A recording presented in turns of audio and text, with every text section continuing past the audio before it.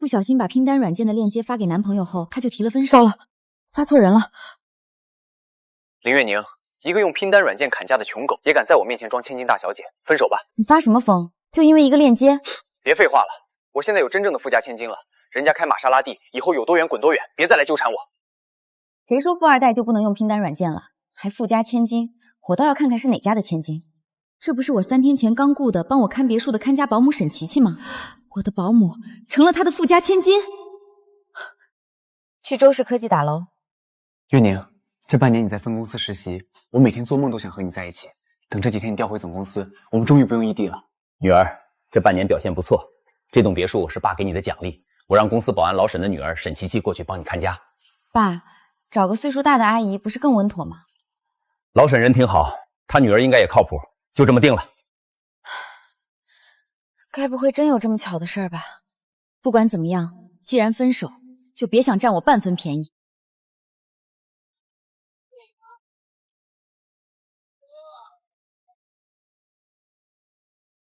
一身高仿，仿的还这么齐。宝贝，你怎么还亲自开车来了？苏姬呢？今天给司机放假，我们出去约会嘛。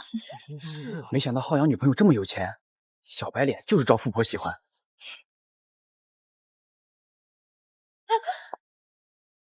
昨天刚送你的手包，还给我。你从哪儿冒出来的？不用来求我，我是不可能跟你和好的。难道这就是传说中的普信男？你哪只耳朵听见我说要和好？我说的是手包还给我。宝宝，这该不会就是你提过那个喜欢拼单软砍一套的狗皮膏药舔狗吧？狗皮膏药舔狗？对对，就是那个穷鬼，之前还跟我装富二代呢，结果被拼单软件链接暴露了，蠢死了。别废话，手包赶紧还给我。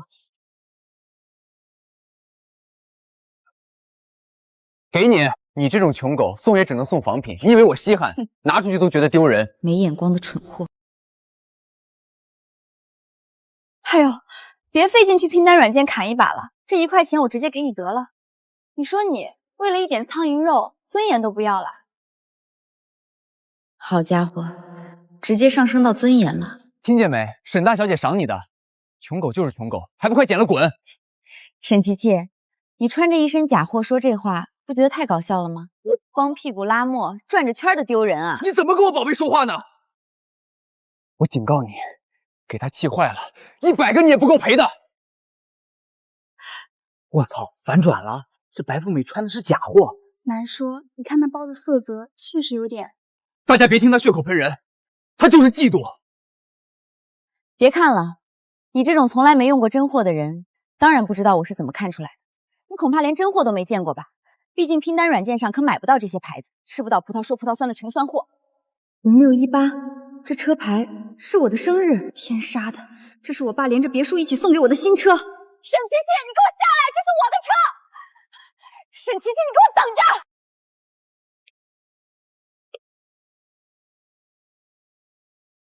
月宁，管家说你飞机早就到了，怎么还没回家？爸，我这就回来，刚才处理了点垃圾，马上到家。女儿，这半年在分公司表现不错，我也能放心把公司交给你了。那是，也不看我是谁的女儿。要是让老爸知道我找了周浩洋那种拜金男，他估计得气得收回继承权。哦，对了，老沈，过来一下。这张脸简直和沈琪琪是一个模子里刻出来的。老沈，这是我女儿林月宁。大小姐好。月宁，这是我的新司机老沈。老沈以前在咱公司当保安，我看他人稳当，就把他调到身边开车了。沈叔叔好。沈叔叔看着一身正气，沈琪琪却把虚荣写在脸上，这父女俩气质差的也太多了。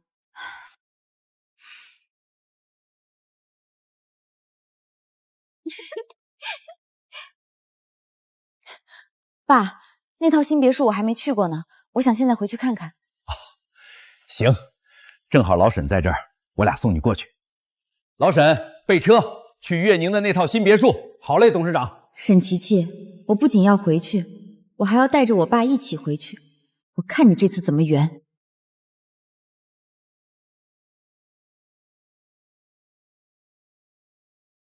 月宁，你看那里，我特意让人打了个秋千，你小时候最喜欢荡秋千了。爸，您费心了。还有这鱼池里的锦鲤都是招财的，你以后住进来了，可得好好养着。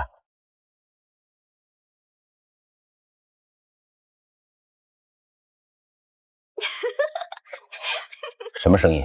楼上有人？爸，上去看看就知道了。那不是周浩阳下班时穿的那件吗？沈琪琪竟然真敢带男人回来。爸，你看那件衣服。爸，您慢点儿。那我要是没钱了，你还爱我吗？别闹了，宝贝儿，你怎么会没钱呢？你可是千金大小姐啊！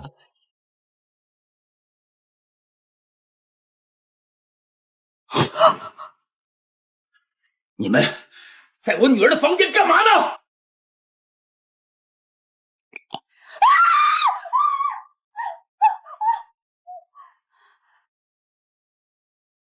我问你们干嘛呢？叔叔您好，我是琪琪的男朋友，我们年轻人真不好意思让您撞见了。您放心，我不是不负责任的人，我肯定会对琪琪负责的。周浩阳啊，周浩阳，你这是把我爸当成沈琪琪他爹了？我管你要对谁负责，我是问你们怎么敢在我女儿的房间里做这种事儿？沈琪琪，你给我一个解释。叔叔，您别骂琪琪了，都是我的错，我改天会正式上门跟您提亲的。我这辈子非沈琪琪不娶，您放心。提亲？跟我？非他不娶？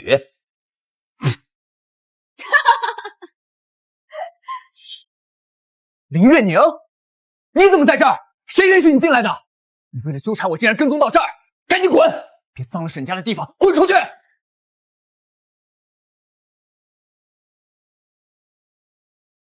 你这个穷狗竟然能找到这儿来，看来还真是对浩阳贼心不死。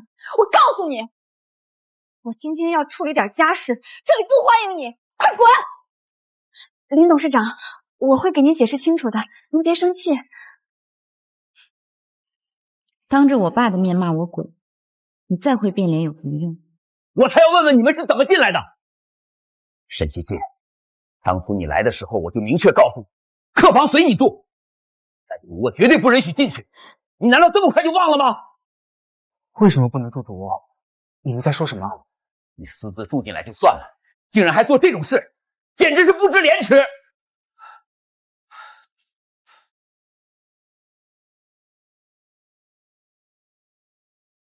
爸，别生气了，到时候这个房间砸了，您帮我重新装修，区晦气就行啦。这房子是林月宁的。林董事长，您是说林月宁是您女儿，林氏集团的千金？那不然呢？亏我看在老沈的面子上，给你多加了好几千的工资，你可太给你爸丢脸了！求您别告诉我爸！怎么，还想动手啊？不，我不敢！求你了，千万别告诉我爸，这实在是太丢人了。嚯，原来这姐还知道丢人呢。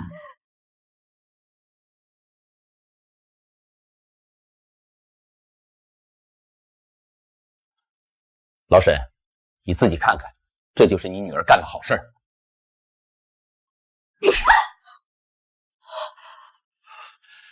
你这个不要脸的，你是来工作的，竟敢在小姐房间做这种事儿！爸，我不敢了，我真的不敢了。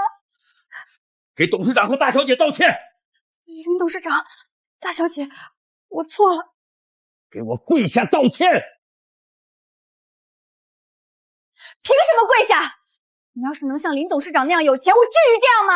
你自己没本事，凭什么怪我？你这个白眼狼！我虽然买不起大别墅和奢侈品，但自认从未亏待你。没想到你竟然有这样的想法！对，你就是恨我为什么没生在林家，为什么有个当保安的爸爸？行了，别发疯了。爸，您送我的那辆玛莎拉蒂，就车牌号是我生日的那辆，我都还没开过呢。结果今天我亲眼看到沈琪琪开着那辆车去接刚刚那男的。什么？连那辆车他都开了？琪琪，你你居然背着我做出这种没有规矩的事儿！爸，我就是借用一下，又没弄坏，你至于发这么大？你给我闭嘴！我老老实实做人一辈子，你怎么能去偷开别人的车，还把陌生男人带进人家的房间？你这是在糟践我们沈家的脊梁根啊！你现在立刻诚诚恳恳的给董事长和小小姐道歉，听见没有？是我的错，都是我的错，是我没本领，是我没把你教育好，才让你长成了这副虚荣自私的模样。好，既然你不道歉，那我这个当爹的替你道。爸，你别这样！爸，我道还不成吗？爸，你别这样，我求求你别这样。林董事长，大小姐，我错了，我真的知道错了。我不该偷开大小姐的车，更不该私自住进主卧。对不起，你们怎么罚我都行，求求你们别怪我爸，这都是我一个人的错。林董事长，大小姐，我对不起你们的信任，我回去一定会好好管教他的。行了，沈叔叔，沈琪琪，一会儿您直接带回家吧。至于您，我爸身边确实需要一个像您这样细心周到的司机。您明天照常上班。谢谢大小姐，谢谢董事长，谢谢。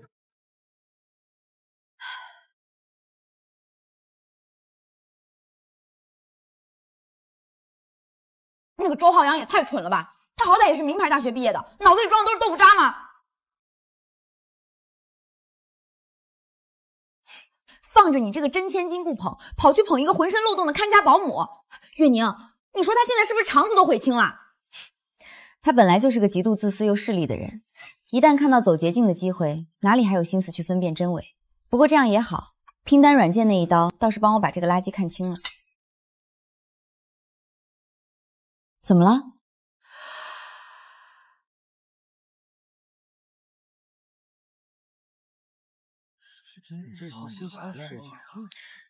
月宁，我终于找到你了。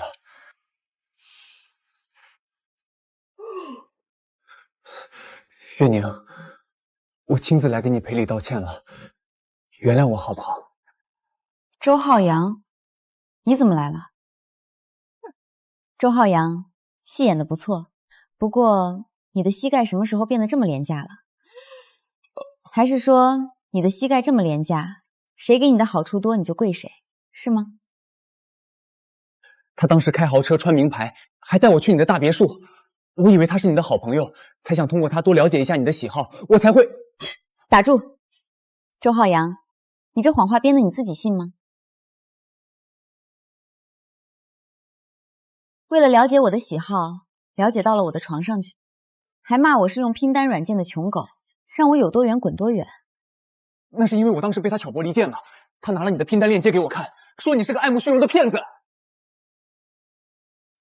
月宁，我只是太在乎我们的感情了，我不能容忍被欺骗，一时冲动才说了气话。我发誓，我心里爱的人一直都是你。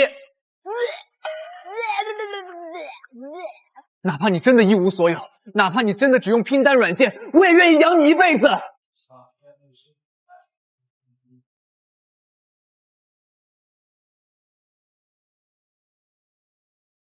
行了，周浩洋，别演了，真让人反胃。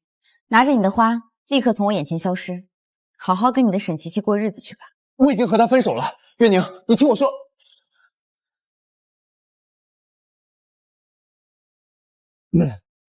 这餐我已经帮你买过单了，整整6000块呢。既然钱都花了，你们不吃完吗？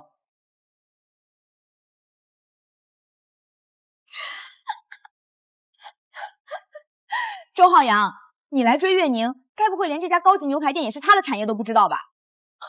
再说了，这顿饭没吃完也是被你搞没食欲的，在自家店里吃顿饭还用得着你来充大头？原本我还想着等我们结婚的时候就把这家店送给你打理，不过你这辈子都没这福分。不是我的错，都是沈琪琪那个贱女人，都是她害我的。浩洋，你为什么一直不接我电话？我找了你1天了。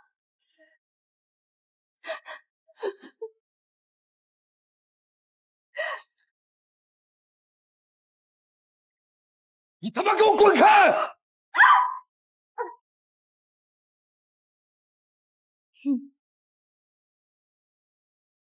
微微坐，现场吃瓜，还有什么比这更有趣的？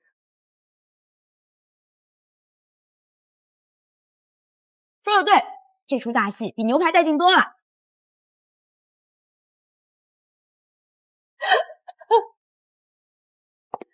浩洋，你别这样，我真的……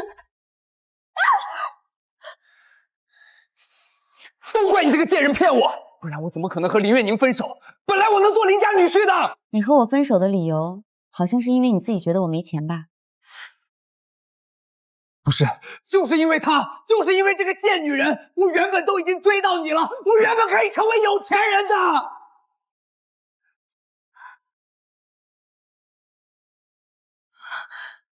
林月宁，你怎么在这儿？你害得我失去工作，害得我失去男朋友，你竟然还有脸出现在我面前！这就是那个冒充千金的保姆，真够不要脸的，还有脸骂正主呢。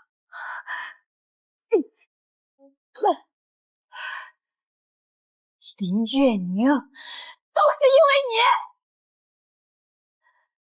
你少在这里装出一副高高在上的样子，不就是投胎投的好吗？我得不到的你也别想安生！去死吧！你小心！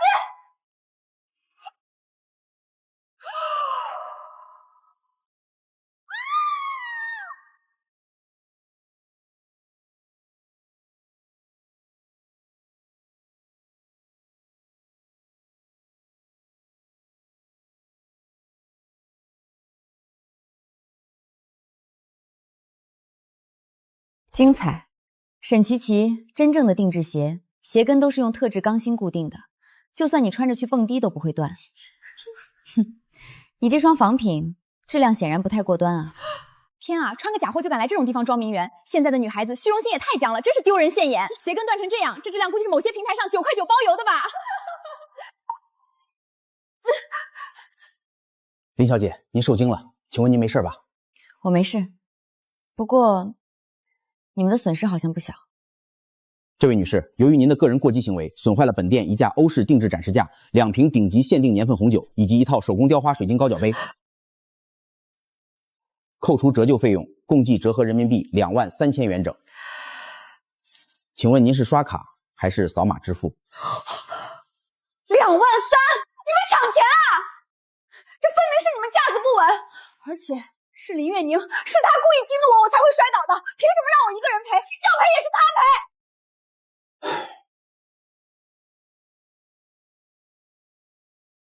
女士，请看清楚，我们店里配备的是360度无死角高清摄像头，监控视频显示是您主动走向林小姐的餐桌，拉倒了裙子式，视频记录的很明白，林小姐自始至终没有与您产生任何身体接触。如果您对赔偿金额有异议，我们可以直接联系林氏集团的法务团队，相信法律起诉程序会给出一个合理的交代。不过到时候您的个人信用记录恐怕会留下不太好看的一笔。浩洋，浩洋，你帮帮我，你先帮我付了这笔钱好不好？我们复合，我以后一定加倍对你好。沈琪琪，你少在这儿赖上我，这跟我有什么关系？我告诉你，我们早就玩完了。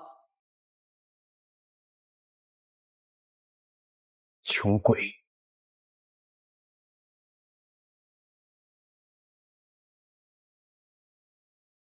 把账单寄到他家里。是。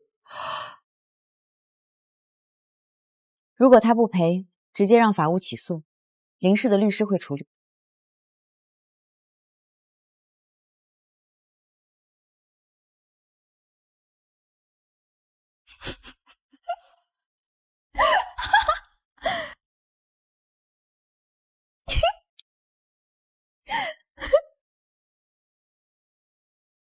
月宁，快看，这对狗男女火了！你看这个课代表总结的，简直绝了！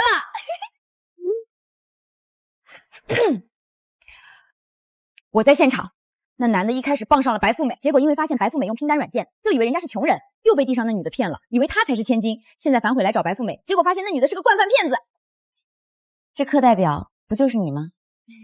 既然已经有正义的网友把视频发网上了，我当然要出来科普一下前因后果呀！这下好了，全网都知道周浩洋是个想傍大款的暴力狂了，看他以后还怎么骗人！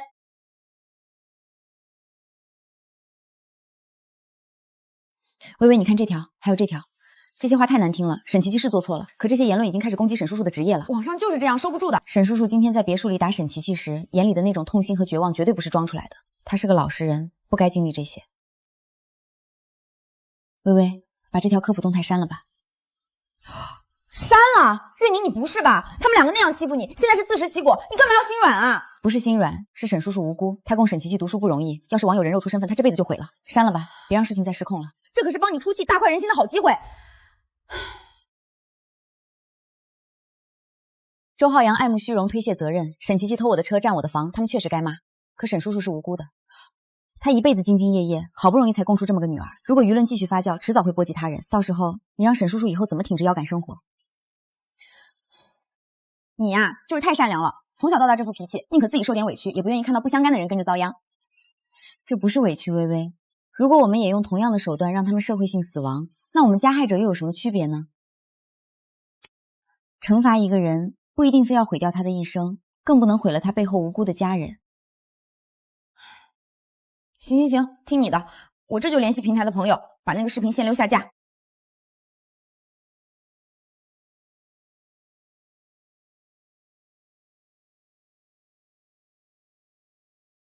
大小姐，今天的事情，老沈对不起您，对不起董事长。这钱我替他还上，明天一早我就去公司提交辞呈，绝不给董事长和您添堵了。23000，对我爸来说不过是一顿饭钱，可对沈叔叔这种普通人来说，这得攒多久啊？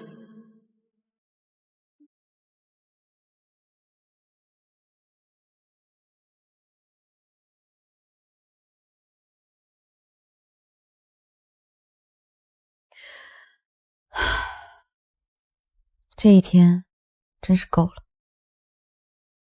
月宁，大小姐，这都几点了？快，赶紧洗把脸换身衣服，我带你去个好地方。饶了我吧，我今天折腾的够呛，现在只想躺着当个废人。哎呀，就是因为你今天被那俩人给恶心到了，我才必须要带你去洗眼睛。洗眼睛？我表哥回来了，我今晚在咱家那家会员制的古董私厨订了位子，我把我表哥给绑架过来了。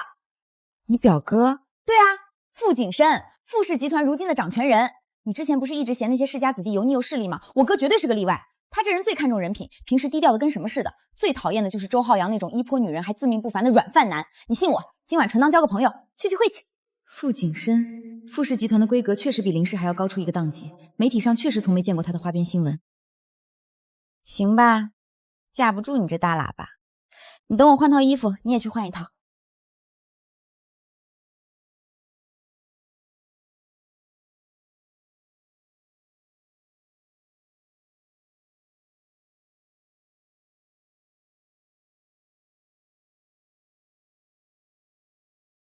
又不是去选秀，简单点吧。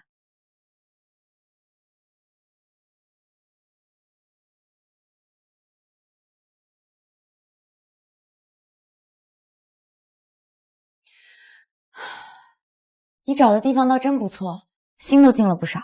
那是，也不看谁定的位子。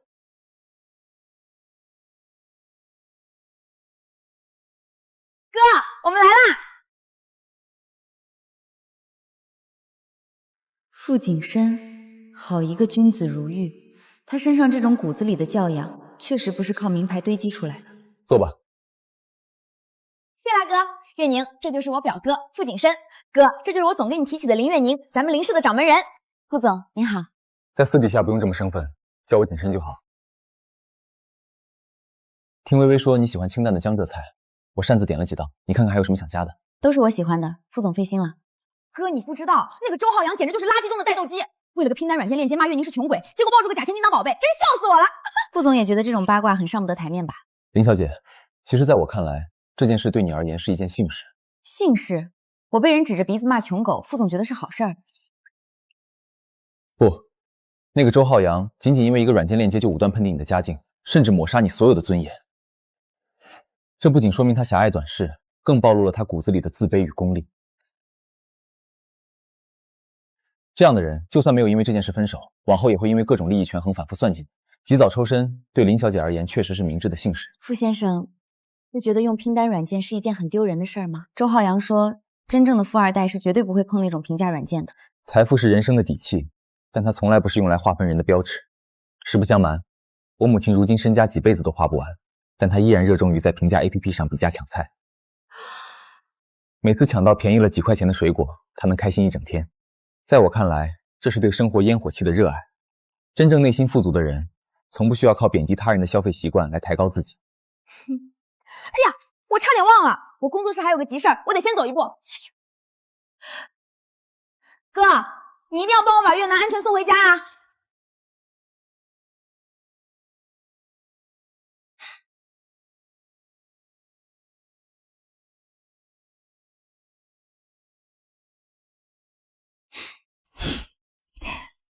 走走吧，顺便消消食。这附近的江滩月景很美。好。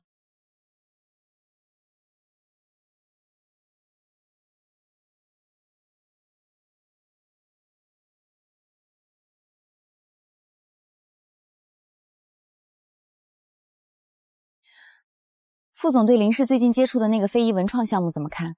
我总觉得人员管理上还有些瓶颈。非遗的核心在于人的传承，而非物的堆叠。管理瓶颈往往源于过度商业化对匠心的消耗。如果你愿意，可以试着把近郊那家美术馆的策展逻辑引入管理。在他身边，那种被周浩洋算计出来的紧绷感竟然消失了。谢谢。月宁，今天聊得很开心，如果你不介意，我们可以做朋友，一起去看展、喝茶。我希望我们之间的相处是轻松、真诚且不带任何负担的。好啊。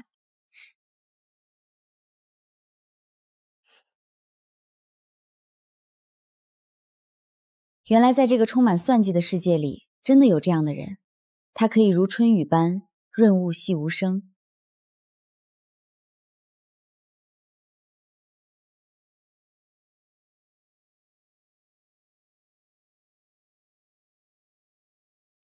请进。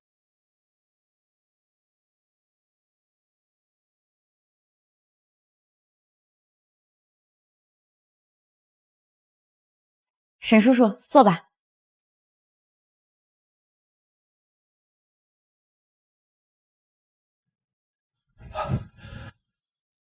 大小姐，您别对我这么客气，我真是没脸见您啊！沈叔叔，您是您，沈琪琪是沈琪琪，我从来没有把你们混为一谈。我爸昨天虽然生气，但他昨晚也特意跟我嘱咐过，他说您是个难得的好员工，开车稳当，做事又细心，他心里其实根本舍不得您走。董事长他真的这么说，他没怪我没教好女儿。所以辞职的事儿您往后不用再提了，您安心留在我爸身边帮他。至于沈琪琪的事情，我想亲自和他谈谈。大小姐，您要见他？他现在情绪很不稳定，回了家就把自己关在房间里不吃不喝，我怕他那个性子，万一冲撞了您怎么办？放心吧，沈叔叔，我不会伤害他，只是有些话需要我们女孩子之间当面说清楚。沈叔叔，琪琪以前在学校成绩挺好吧？我看这些奖状，她曾经也是个很优秀的孩子。是啊，以前他可勤奋了，是我没本事，没能让他在城里站稳脚跟。诱惑太多，心气太高，路就容易走偏。琪琪，林小姐来看你了，开开门好不好？琪琪，你就听爸一句劝，开开门。大小姐心善，她真的不是来找你麻烦的。沈琪琪，我是林月宁，我知道你现在很难过，觉得全世界都在看你的笑话，但我今天来不是来看戏的。你如果想一辈子躲在里面，让沈叔叔每天为你担惊受怕，那你就继续锁着。如果你还想重新开始，就开门和我聊聊。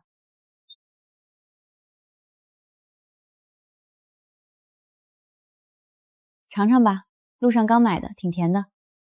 林月宁，你这是在同情我吗？还是特意跑来向我炫耀你的大度？你赢了，我现在名声毁了，工作没了，男朋友也跑了，害得我爸抬不起头。看到我这样，你终于满意了吧？你觉得我今天推掉公司的会，跑这么远，就是为了看你有多惨？如果我真的恨你，昨天在餐厅我就不会只是让你赔钱。我大可以让保安把你送派出所，或者把你做的那些发到网上，让你社会性死亡。你觉得你之所以落到今天这个地步，真的是因为我吗？是因为你的虚荣心。你明明有一个这么爱你的父亲，有一个干净温暖的家，你自己也考上了不错的大学，你原本可以靠双手过上好生活，为什么非要去走捷径？为什么要用谎言去包装自己？因为我受够了！林月宁，你懂什么？你一出生就什么都有了，你不用为房租发愁，不用挤几个小时的地铁上班，更不用在那些店里忍受店员不屑的眼神。我身边的人都在攀比，名牌包、好车，甚至连男朋友都要比谁更有钱。我只是不想被他们看不起，我想证明自己不比任何人差。我想过好日子，我错了吗？想过好日子没有错，但你选错了路。你想过更好的生活，这没有错，但你证明自己的方式错了。真正的尊严从来不是靠香奈儿的假衣服、玛莎拉蒂的假钥匙，或者是周浩洋那种金玉其外败絮其中的男人给的，那些都是泡沫，一戳就破。你觉得用拼单软件很丢脸，对吗？你看，这是我的订单，我昨天还在上面拼了一箱苹果，真的很便宜，而且味道也不错。省钱，寻找性价比高的东西，这是一种生活方式，和有钱没钱没有关系。真正内心富足的人，不会因为用什么软件、穿什么衣服而感到自卑。我爸爸是白手起家的，他常跟我说，他年轻时连一碗3分钱的阳春面都舍不得吃。但他教过我，人可以没有钱，但不能没有骨气。你爸爸就是一个极其有骨气、有担当的人。你用谎言包装出来的千金身份，不仅贬低了你自己，也伤害了那个毫无保留爱着你的父亲。对不起，大小姐，我错了，我真的知道错了。那23000元的赔偿金，我已经替你付清了。不，大小姐，之前怎么能让您出？我闯的祸，先听我说完。这钱不是白送给你的，你现在没了工作，我给你一个重新开始的机会。林氏集团旗下有一个暖阳慈善基金会，专门帮扶山区贫困儿童。那里正好缺一个文员兼库管，工作会很辛苦，在郊区，工资1个月4000。你去那里工作，每个月扣除基本生活费后，必须拿出2000块还给我，直到还清为止。你愿意吗？我真的可以吗？之前做了那么多错事，还那样骂您，您居然还愿意相信我？人都会犯错，琪琪。最重要的是，犯错之后有没有勇气走回正路。你去那里，不仅是还钱，更是去看看那些真正生活困难却依然努力坚韧的孩子。我相信你会找到真正的自己。我愿意，我一定会努力工作的。谢谢您，谢谢您，大小姐。琪琪，好啊，大小姐，您真是我们沈家的大恩人。快，琪琪跟爸一起给大小姐磕个头。沈叔叔，别这样，您快起来。琪琪能迷途知转，这才是最重要的。以后您继续开好您的车，琪琪去基金会踏实工作，日子一定会越来越好的。解决掉这些烂事，整个人都轻松多了。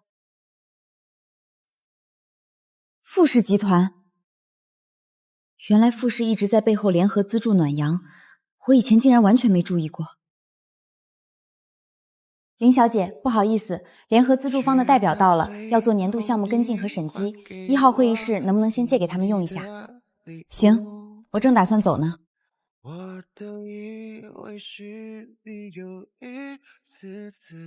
数据报表放下吧，我一会儿看。月宁，这么巧。景深，我也没想到能在这儿碰到你。刚看到，原来富氏一直在联合资助暖阳。富氏有专门的社会责任部，这里的项目公开透明，我们已经合作很多年了。先暂停吧，我跟林总聊聊。你今天怎么有空过来？是林总打算让你接手这一块了？不是接手，是家里出了点小状况，我想给一个犯了错的保姆找个能改过自新的地方。你是不是觉得我给这种人提供工作有点心软了？恰恰相反，月宁，用提供劳动机会来代替直接的法律起诉，这比单纯的惩罚更有智慧。你给的不是一份施舍，而是一条让他靠双手拼凑尊严的退路。他如果能熬过山区的清苦，自然会明白以前有多荒唐。你做得很对，也很有远见。我只是觉得他爸爸老沈是个难得的好人，不该被女儿拖累。这就是你的善良之处。不过山区帮扶最难的不是物资，而是最后1公里的配送。山路崎岖，车子很难进去，我刚才也在担心这个，如果物流跟不上，沈琪琪那个文员岗位也只是空架子。既然你安排了他去，那物流的安全和效率就必须有保障。这样吧，我们富士旗下有一家专跑山区路线的富士物流。富士物流，那是国内数一数二的重资产巨头吧？我会让人把暖阳的物资配送全部并入富士的馈色通道，由专业团队承印，直接送到沈琪琪负责的库房。那可是富士的私人通道，会不会太麻烦你了？怎么会？我们是行业伙伴，不是吗？更何况，优化山区物流网点本就是富士今年的公益项目，我们甚至打算在沿途扩摘一批底层分拣员，也算多提供点就业岗位。那就谢谢副总大力支持啦。不客气，林总。总之，琪琪，路我给你铺好了，富士物流会全力配合，剩下的看你自己了。傅景深，原来搞事业的感觉也能这么好。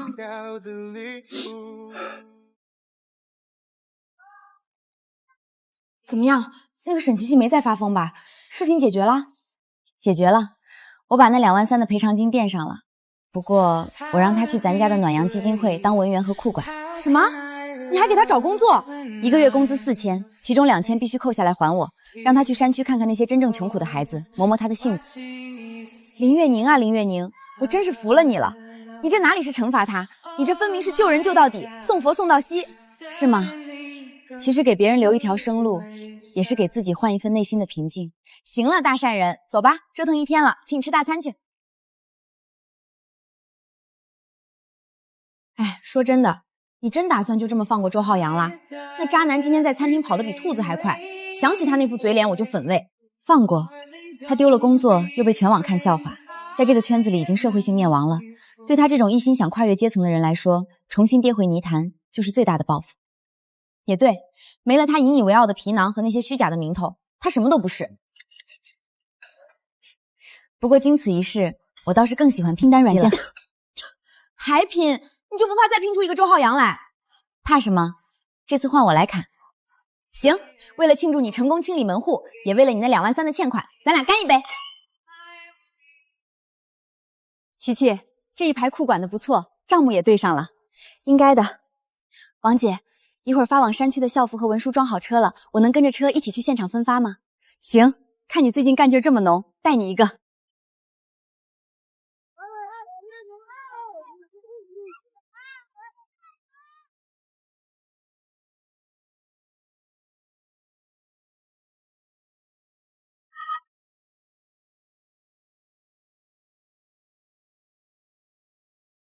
谢谢大小姐。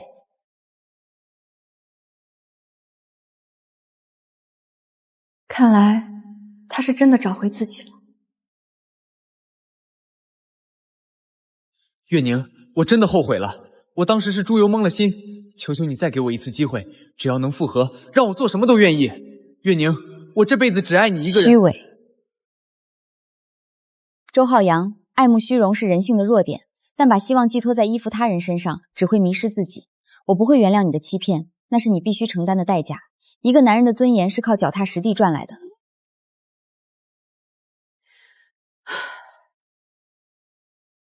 大小姐，前几天我听琪琪提起过那个周浩阳。他怎么了？又去骚扰琪琪啦？不，琪琪现在可清醒了，一听见他的声音就烦，早就把他拉黑了。那就好。是琪琪在基金会的一个物流合作点碰见他了，听说那小伙子丢了白领的工作，到处碰壁，现在总算认清现实了。他现在在做什么？在物流公司当快递分拣员呢，每天夜里干12个小时，人瘦了一大圈，黑了也结实了。听合作点的人说，他现在干活倒是一点不再偷懒了。那挺好的，沈叔叔。月宁，你看这一批货，今晚这批文具和体育用品就能通过馈色通道出发。这么快？我记得以前这种量至少要分拣2天，那得归功于你们基金会对物资分类的细化。小心腰，这箱沉。谢谢副总，谢谢。刚才测算了一下，分拣效率提高了1倍。这主要还是富士物流的技术支持到位。那是周浩阳，他怎么会在这里？月宁，在看什么？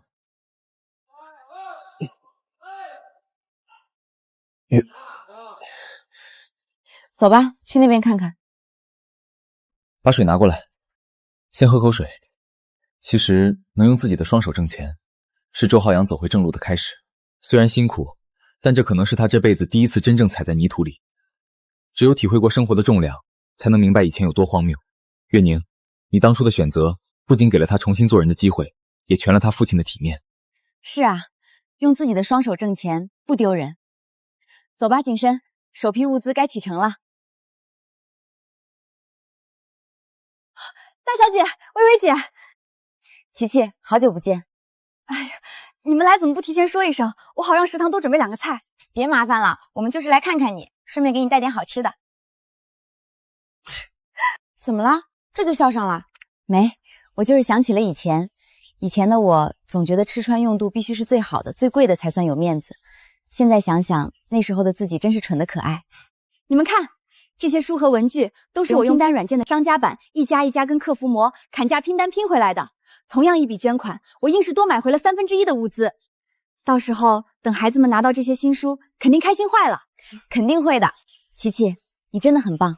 大小姐，谢谢你，是你那一天的宽容和善良，给了我第2次生命。如果当时你选择毁了我，也许世界上就多了一个自暴自弃的疯子，而不是现在这个每天都觉得生活有希望的沈琪琪。不，琪琪，是你自己的选择，是你心底那份对沈叔叔的爱和你自己想要变好的决心救了你自己。说实话，当初我还一直揪着你之前做的荒唐事不放，总觉得你很难真正走出来。现在看来是我太小看人了。不过你也确实争气，没有辜负月宁给你的机会，更没有辜负你爸。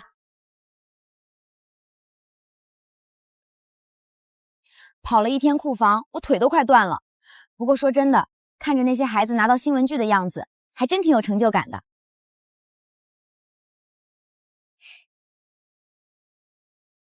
哟，谁发的消息啊？看我们林大小姐笑的，这头像一看就是商务人士，不会是傅景深吧？是傅总。傅总，他那种日理万机的大忙人，下班点给你发消息，总不会是专门来跟你谈几百万的合同吧？我可不信，指定是醉翁之意不在油。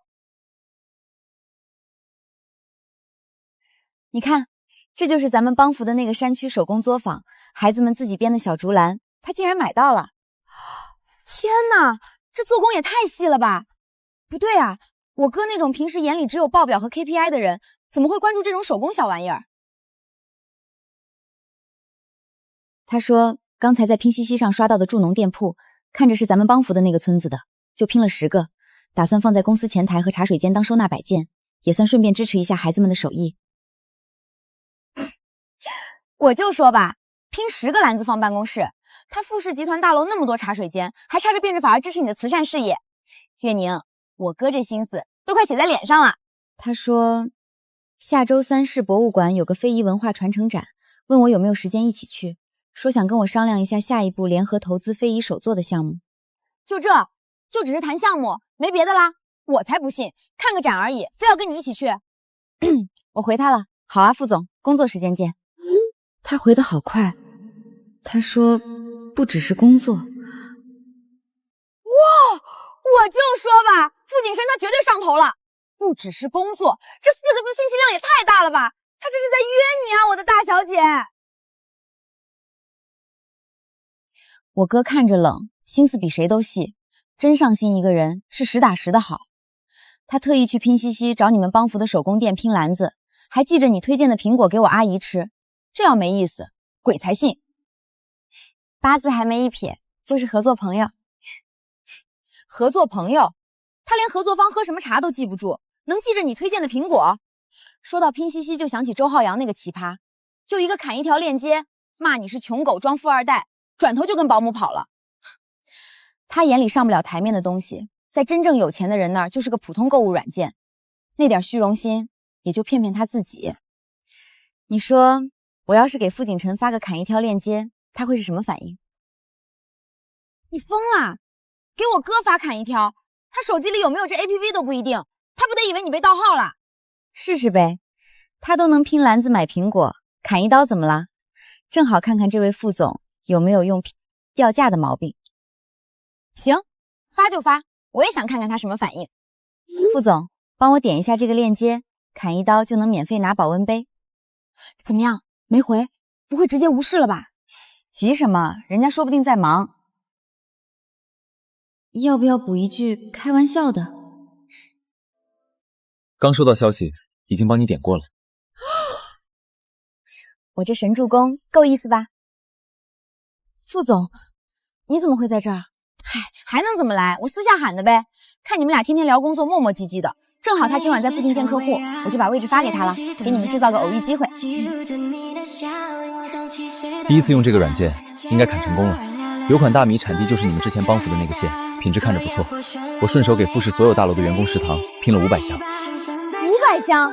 哥，你这哪是砍一刀啊？你这是直接承包了人家大米销量啊！500箱，会不会太多了？不多。员工食堂本来也要采购，既能帮农户销货，也能让员工吃点好米。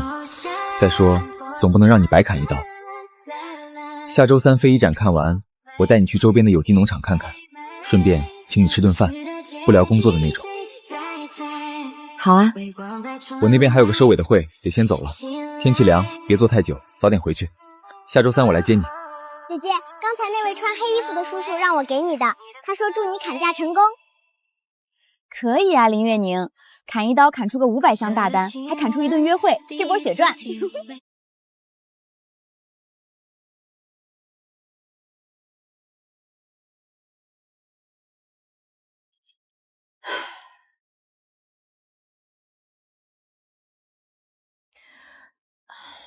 这一批入冬的棉衣和取暖炭，算下来又是一笔天文数字。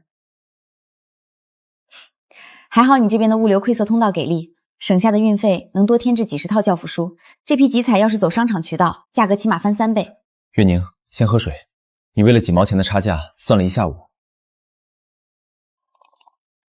我既然接手了暖阳基金会，就要对每一分善款负责，能省一点是一点。山里的孩子等着这些物资过冬。大半年了，你奔波在各个中转站、偏远山区村寨，都觉得你做公益不过是豪门作秀，博取名声。那你呢？副总也觉得我在刻意博名声？我从不这么认为。我见过你为了几块钱对价和供货商耐心磨一下午的模样。这世上满是虚荣溢价，可我偏爱你这份难得的烟火本心。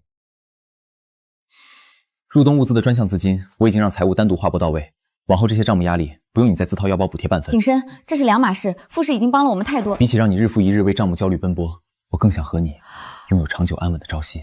你今天有点奇怪。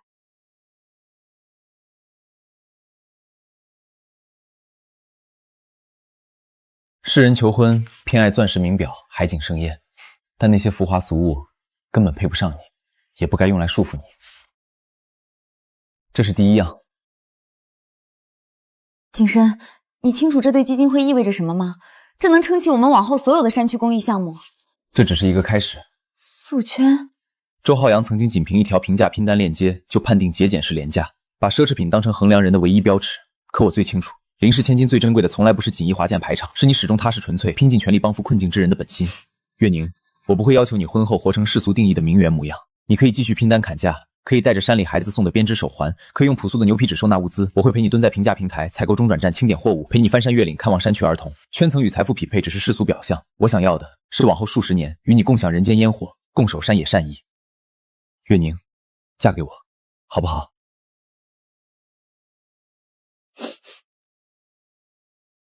景深，我以前一直觉得自己很没用，当初因为用评价软件习惯节俭被要当众羞辱，那时候我甚至怀疑是不是我错了，是不是身居我的位置就不该有这些所谓廉价的习惯。可你连求婚都在守护我的善意，谢谢你接纳我所有的平凡与不完美。好，我愿意。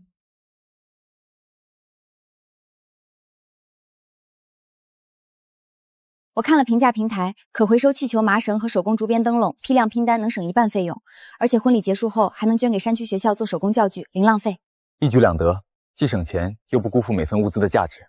副总执掌百亿集团，平日经手都是大额生意，如今却陪着我精打细算几元的灯笼，一桌农家菜，就不怕公司高管笑话你太过抠门？